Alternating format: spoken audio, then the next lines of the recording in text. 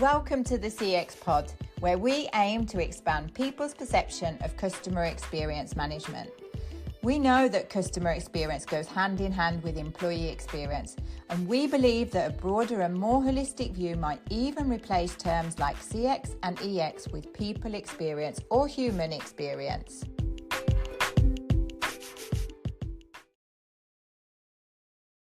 And welcome to the CXPod. Hello, Joanna. Hello, Merete. How are you today? I'm good, thank you. How are you? Good, thank you. And welcome, Stine, Borgen, Kronback, Arildslund. What a name, Stine. It's a bit long. I'm married soon to a more easier last name. Oh, that's great. Yeah, it's because your brand now is a little hard to sort of understand with the long. No, it's a great pleasure to have you here on the pod. We have, I'm assuming it's okay to say that we've been struggling a little bit actually to get you on the podcast because we've had some issues with IT and other technological stuff. But here we are, and it's such a pleasure to have you. We have arrived the fall in Norway, so that's we have an interesting time ahead of us. So you have agreed to do our question challenge, which is really exciting. So I'm just going to sort of throw you right in it and start with asking, who are you, Stine? Yeah, first I want to say thank you for inviting me for this podcast. It's my first podcast and I'm really excited. Who I am. Where do I begin? I'm a Danish girl becoming a Norwegian woman, I used to say. I love skiing, I love brown cheese, waffles, and I actually try to speak Norwegian. But I grew up in a small town called Slangerup in Denmark. And a value I have carried with me from my childhood is that hard work always pays off. So when I was 21, I took a big chance. I left my job, actually, a quite good job in finance, and said yes to a temporary job in Oslo for only 6 months. And I remember my family was thinking that I was being foolish, but I had my reasons. Firstly, the finance crisis had eliminated opportunities for young people like me, and I didn't just wait for things to get better. So it was a good time to take some risk. And secondly, I had met a very handsome Norwegian guy. And I wanted to test if he was the one. So I decided to take a chance. And I'm really happy I did it. And I have the courage because now I'm still with Petter and we are engaged and have 2 wonderful kids together. I have an exciting career and I'm still working within a field of my passion. So this is a short story about my personal journey. So, I mean, we're going to get a little bit more into sort of your passion and your field of expertise and all of that. But I mean, I love people who are willing to take risks and who also are able to see the risk they're taking as an opportunity more than the risk itself.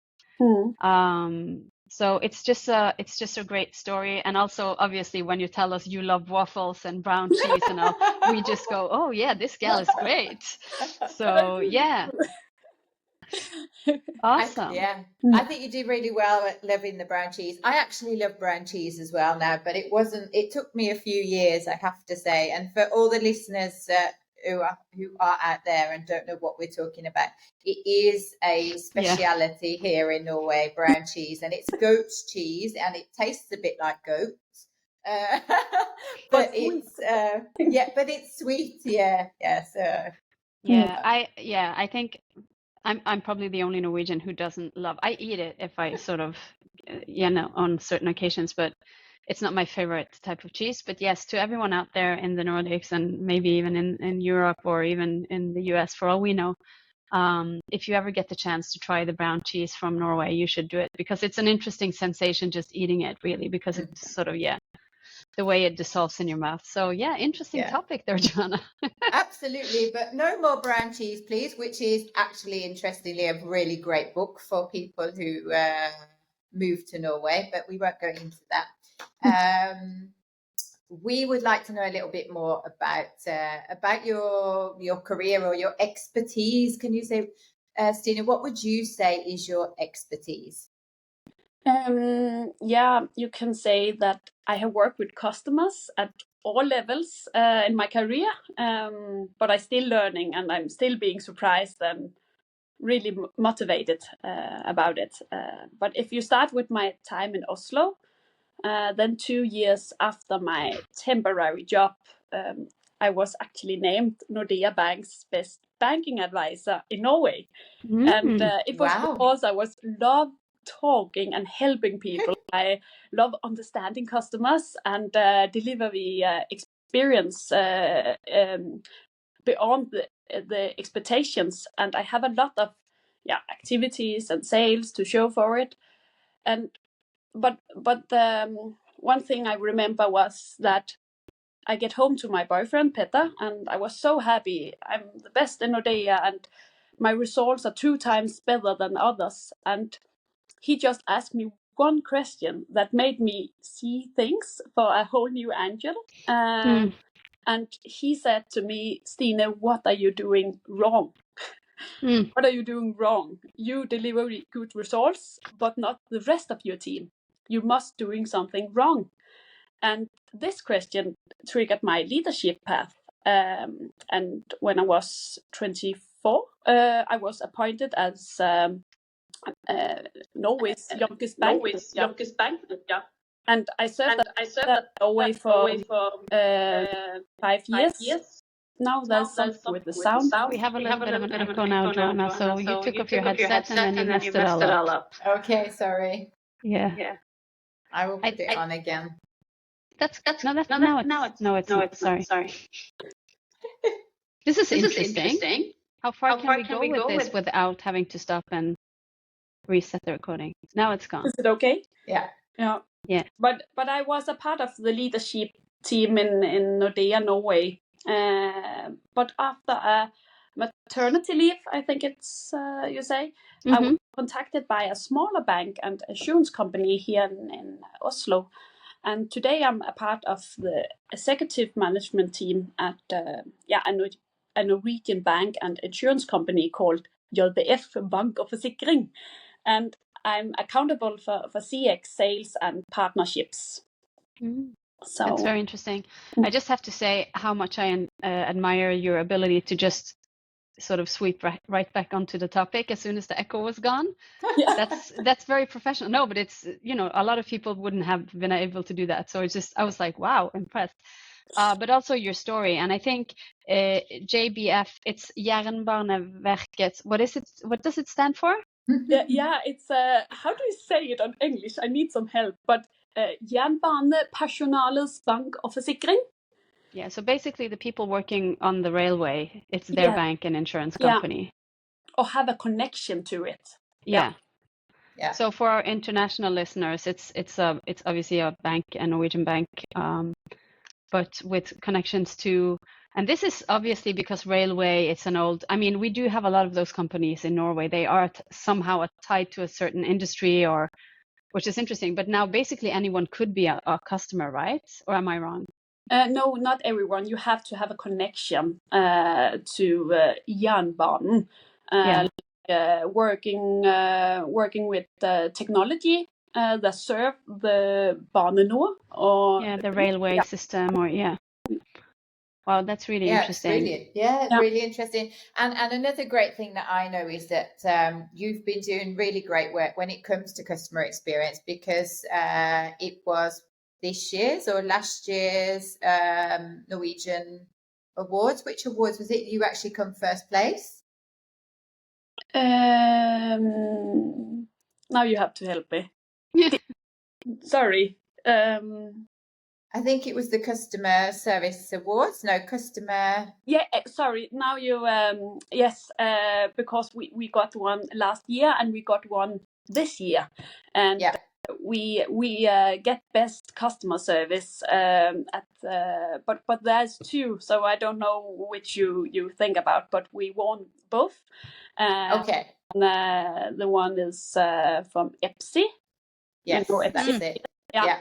and the other one is Norsk kundebarometer. Yeah, that's the one. Yeah. It's also, so these are both basically quite known benchmark sort of measurements that are done in Norway, and they're commercialized, so everyone's sort of heard of them. And especially the last one is the Norwegian Business School standing behind it. So the Norwegian Customer Barometer, could you say that? So more or less directly translated, yeah. So yeah, and it's impressive, and this takes us to the next question, because I want to sort of I want to go back a few steps and ask you, Stine, because it's always interesting, and you know, everyone has their own take on this, but and I just love this question because I love all the variety of answers we get. So what I'm trying to get to here is, what is your definition of customer experience or customer experience management, if you may? Like, how do you define this field of work? Or what is it to you? Like, what does it mean? What does CX mean to you? Yeah, in my opinion, customer experience is a promise, and experience, and a memory. That's what I used to say. And let me explain. Please elaborate. I try to say that a customer experience is first a promise, and you can say a brand promise. Then it's experience when the customer actually make the contact. It can be in person or digitally. And the last, it's a memory.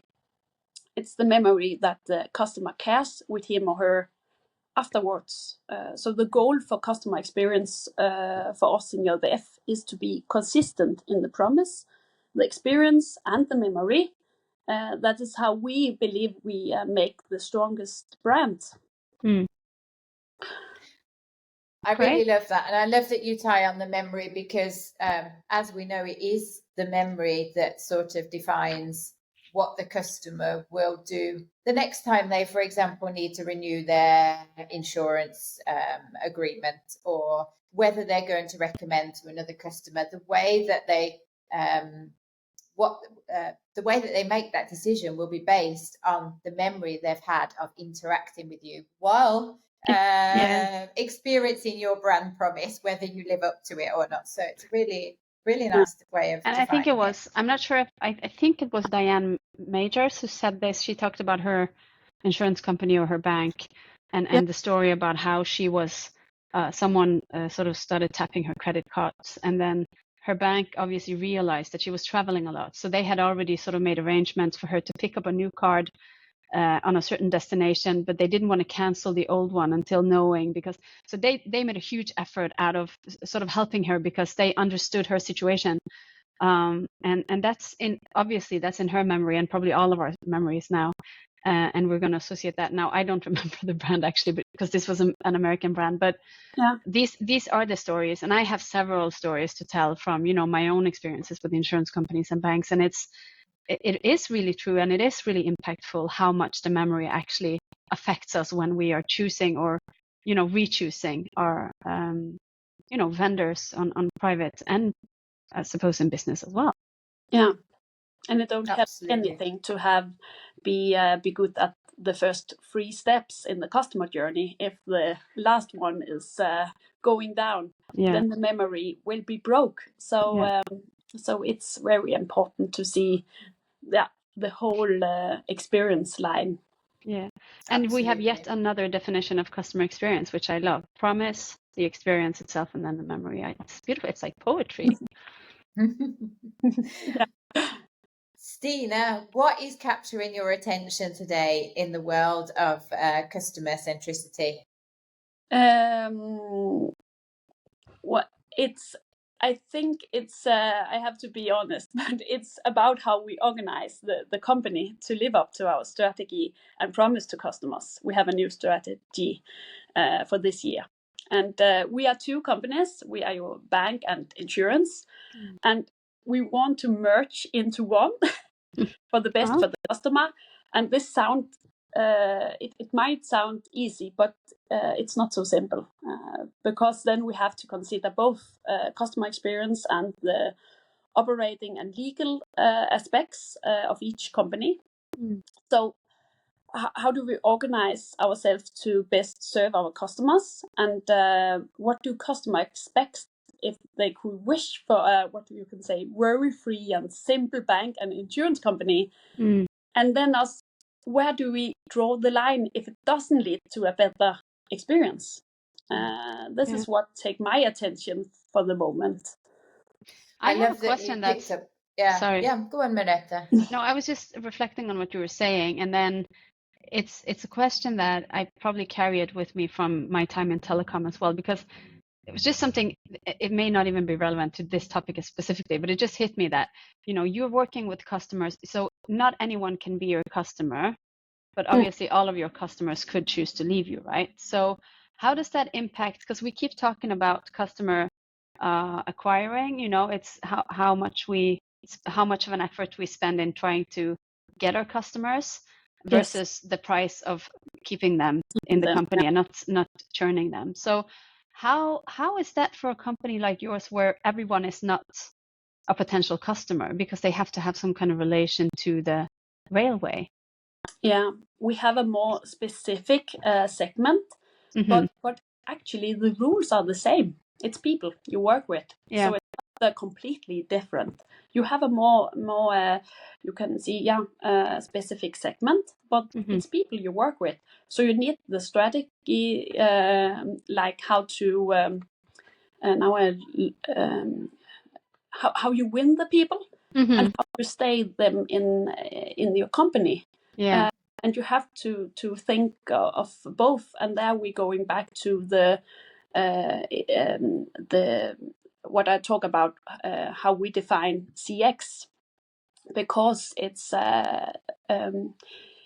experience is important, and the memory is all the experience that happened from start to all the years they have the customer relationship with us, and you have a plan for everything. It makes a lot of sense, and in some ways you might think it could actually be easier working with this specific, because then you don't have to care about everyone. You can actually focus your efforts on this one specific group that you wanna sort of so that is more attack. easy, but it's people you work with, and you will see that. So something that's similar to when you work. Obviously, the big brand. but it's still interesting. I think this whole how it's a bank for the ones. Yeah. Anyway, moving on. That was a little rabbit hole from me there, but we sometimes we do that. So what I wanted to ask you is, when you think about companies in general, and even your own companies, I should say, what do you believe are the most significant challenges that we meet when trying to be customer-centric companies?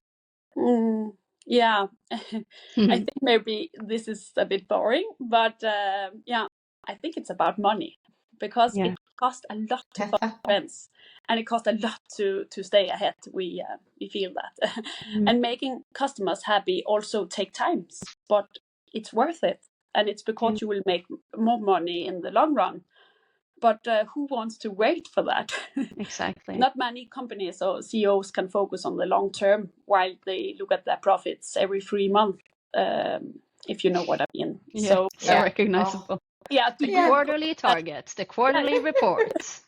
But what do you think? Do you notice that time have changed and there's less budget to put in customer experience, or have more companies become good to showing how making customers happy also increase bottom line? No, I think it's always been a problem, and it is still a very relevant problem, that money is a huge problem. And perhaps about going back to organising, that's capturing our attention. I think, when it comes to top management or CEOs, they're not necessarily at a company for a long amount of time, which means that they also have a mission, so to say, to make a company as most successful in that time that they're with the company, before they perhaps will progress and move on to be a CEO of another company. So that is perhaps one challenge. And the other is because we do struggle, because it's a long-term investment, we do struggle to actually correlate the benefits of improving customer experience with the financial outcomes. And I'm not sure whether we're not getting any better at that either. I'm not sure where that road's going to take us, you know. Yeah, I was just going to say, this is, I agree with you, Stine. I think this is one of the sort of biggest challenges that we see. And it's not even a new challenge. It's an old challenge, and it's been there forever, because it's always about, you know, the good old ROI discussion, or the cost of inaction that we talk about. But it's, and I think, you know, to be a bit sort of critical to our own field of work, this is where we have failed a lot of the times. Like, this is where our sort of expertise has been. We haven't been good enough in defining what value do we create, both, you know, business wise, but in general. Like, we have been too bad at quantifying, you know, putting numbers on what the efforts have sort of brought back. And I think this is one of the reasons why customer experience and customer experience management in specific is having a hard time sort of getting the attention that it deserves and getting the mandate that we keep talking about.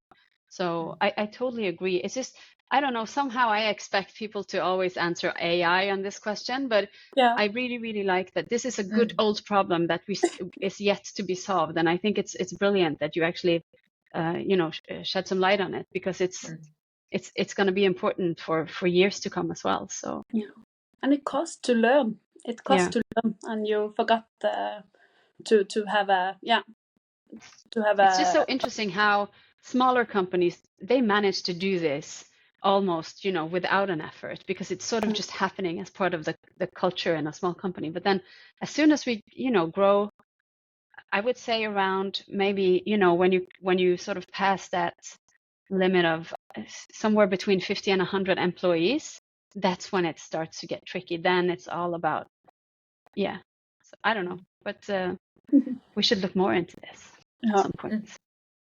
Very good answer. Stine, from your perspective, what would you say are the key attributes of a successful or a customer-centric company? I think it's that everybody see and live out the same vision and propose, and all the leaders agree with it, because a lot of companies have tried to improve CX, but not everyone have been successful. And I see those who fail usually do it because it isn't supported by the leadership plan, the strategy, and maybe only a few departments work on it, and usually the most motivated ones, like me. So the good ideas never become a top priority.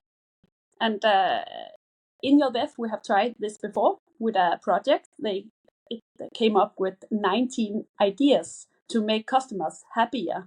But once the consultant have left the building, none of those ideas keep moving forward.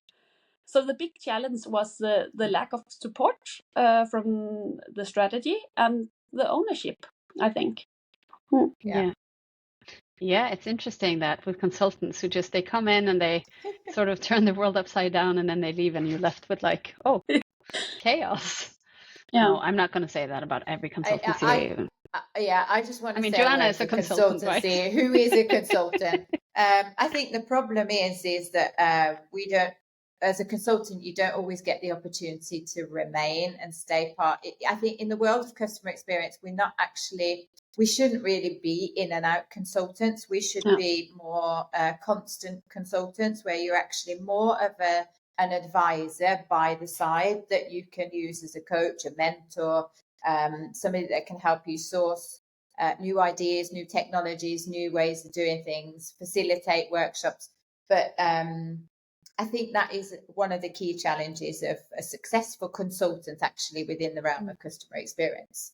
But it is also interesting, though, seeing as consultants, they come in and they get a mandate that somehow we're not able to give our internal people. So, I mean, why don't we have the consultancy way of thinking a little bit more? Like, why don't we hire the consultants and just have them stay, you know? And then I suppose there's plenty of answers to that as well. And I can think of a few myself, but there's something there that I think could be worth exploring a little bit more. But it's, But I think it's about also the ownership, when you have consultants inside, you think, okay, there's some guys that are just running with this project, but have the ownership good and think forward. Think about 1 year, 2 years. Who own these things from the start? I think that's the clue. Yeah, it's just also really interesting. We keep talking about, and this is something we've talked a lot about on the podcast as well. We talk about how important the company culture is to the customer experience, right? But then we hire somebody from the outside who doesn't know our culture at all to sort of help us fix it. That's also a paradox. So, but again, this is a new rabbit hole, so we can explore this some other time. A very interesting one. So I hope we come back to this. So great answer, Stine. Thank you. Yeah. So moving on, we want to also have your take on this, and this is also one of my favorite topics in the question challenge, and it's about the voice of the customer programs. So, how do you feel about those? Fetching insights from your customers, trying to use it to personalize improvement. Like, are they here to stay? Do we need them? Are they good? Are they bad? How do we feel about those? Yeah, about asking, customers. I have some thoughts. Firstly, you need to be clear about what you are asking for, and most importantly, who you are asking.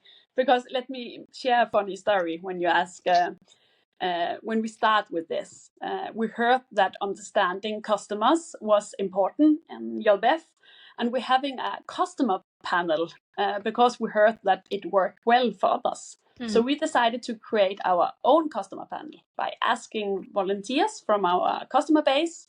And I think we ended up with around 60 customers, which is quite good for a customer panel, I think. So, but when we asked for the help or specific feedback, we got responses like, "Who are you? I don't know this channel means either." And it turned out that the customer panel included people we didn't really was our priority, or they didn't really use us or our digital services. So understanding your customers is important, and understand which people you trying to reach, and because a customer is not a customer. Exactly. Wow. Yeah.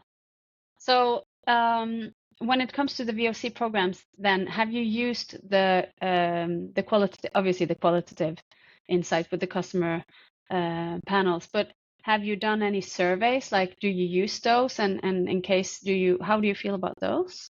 Yeah, no, it's a important tool, and we use it every year, and as a big NPS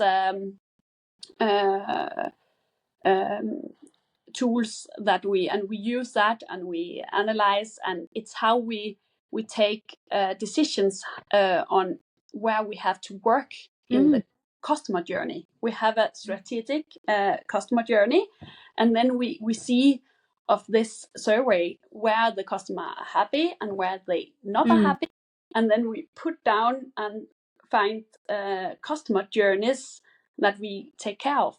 So we work constantly. So you're actually using the voice of the customer program quite thoroughly then. Proactively, yeah. And Sorry. No, go ahead, Joanna. I was just gonna say something that probably was gonna lead us to another rabbit hole, so it's fine. You can go. No, but I was saying that I like the way you work with it, that you have like the more of the high level surveys, but then you move into more of a qualitative phase if you discover this is a journey we need to work with, and this is perhaps the case where you might bring in your customer panel or do qualitative one-to-one interviews to discover more about how can we improve this customer journey. So and I just love hearing examples of people actually using their customer or voice of the customer program. Like you say, you have a map of the customer journey, you figure out where it hurts, and then you try to fix it, and you have a systematic approach to it. And I think if you are going to have a voice of the customer program these days with at least quantitative insights, then that's the way to go about it. So it's interesting to hear because obviously, like we said, you've won quite a few awards for, being the best customer service. So that means that you must be doing something right. And I was just wondering, as an add-on to this question, do you believe that using the voice of the customer like this to improve, is that the reason, or at least one of the most important reasons that you win these awards, or is that sort of part of a bigger picture, or what would you say? I think we have worked good with customers in the whole history of YLF. We have always been close to our customer. We have a specific segment, so it have maybe been more easier to be close. But for some years ago, we saw that we have to take the customer experience into the future, because the customer experience we was best on was the physical, when we talk with customers. But they have expectations about the digitally and more easier way to get in contact with bank and insurance about small and big things. So we have worked a lot with it the last year, and the work I have been involved to is about how we can build a program that we work with this constantly in YLF, and use the customer insight more analytic, more strategic, so we keep moving forward. But we have a good history about being good at customers, and we try to take that with us into the future. Yeah, it makes a lot of sense. And it actually leads me on to the next question. And unfortunately, we're going to have to sort of round off after this and maybe one more question after that. So I've picked my favorite amongst the last questions, and then Joanna can pick hers. But I really want to ask, because when you say you have a history of being good with your customers, so this leads me to asking, what role do you think your employees play when it comes to deliver the customer experience that you deliver, and how do these two affect each other, the customer experience and the employee experience? I see you're smiling. That's a good sign. I think the customer experience and the employees experience is, what could I say, it's often two stories of the same coin. Therefore have employees an important role in your death, and for me as a leader, actually the most important one, my point of view. And it's maybe like swearing in church when I say this. It's 20 to talk about having an outside and in perspective to become customer focused, which I work on a lot. I still advocate for inside and out perspective, because here I'm referring to the culture and the power of culture. And I like to think that employees' voice and customer voice are strongly connected. So by working with culture and by solving important customer moments that also are pain points on the inside for the employees, I think we are transforming the way we think and work. So I love that answer. And I've always been a big fan of the outside-in perspective, but when you put it like this, I mean, who can disagree with that, right? Yeah, I agree. And it reminds me a lot of our guest, Robin Daniels, who also talks very, very much the same mindset as you, Stine, that, it's almost like the employees come first. Without creating a good employee experience, you're really not building up the capabilities to create a good customer experience. So, and then, I mean, after all employees are consumers themselves, right? In one way or another. So it's, how can we not understand the customer's perspective? So I think it's about allowing us to have that with us into our day-to-day business and our day-to-day tasks. And then it's, Okay, did I get to ask one last question? You do, Joanna, you do. I'm going to ask my favorite question, which is the last question. And it is, I know that you might be quite often in the position as well, Stine, where you're trying to secure funding for a customer-centric improvement. if you was going to give a recommendation to somebody else who is a young you in a similar position, what would be your recommendation of how they should secure funding for customer experience improvements within their company? What's the first thing they should do? The first thing is create a business case. You must be able to prove that customer experience are good for the business. It's as simple as that. I have never seen a business case lands perfectly on the money, but I have also never seen a project success without creating some form of value. So you need to highlight and reflect on the value before the journey or the project begins. So I think, like we talked before, I think we need to change how we see CX work. It's not just about feeling good. It's about making the business better and increase bottom line. And I think you're what so a way right. to finish. Yeah, and it's just I just have to add on as well, because this reminds me of our talk with Mette. So this is way back. Mette Hopsdal is the first Norwegian DNA director, basically the new. So the A is for Arildslund, which is the work environment, but she sort of talks about trust-based leadership, and she's really into the employee experience part of the human experience that we often talk about. But she had an expression that she shared with us, the COI, the cost of inaction, right? And I think, in a prolonging of what you're saying, Stine, is if you cannot argue that you make more money by doing this initiative, at least you should be able to find some way of saving cost, or, Exactly. And so it's going to cost us if we don't do it. And I think that's an approach that we should have with us more often, and say, look, it's not about this making us more successful necessarily, but it's about making us less vulnerable to cost and unexpected cost. Or because, again, if you don't take care of your customers, at some point they might choose to leave you, and they don't sort of give you a notice 3 months ahead unless that's in their contract, and even if they make a decision and they have a 3-month resigning period, they're still going to leave after that, and it's not much you can do about it. So I think it's, bringing the COI into the ROI as well. We've said it before, but I just had to repeat it because it's such a valid point when we talk about this topic.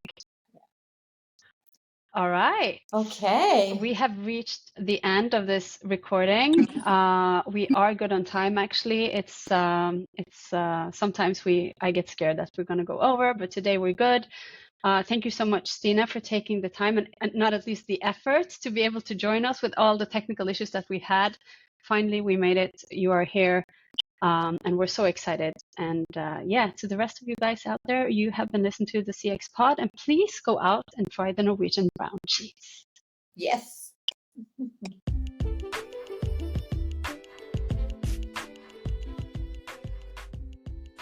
Thank you for listening to the CXPod. If you want to reach us, you can always find us on LinkedIn, and please remember to follow us on Spotify and leave a review of what you think.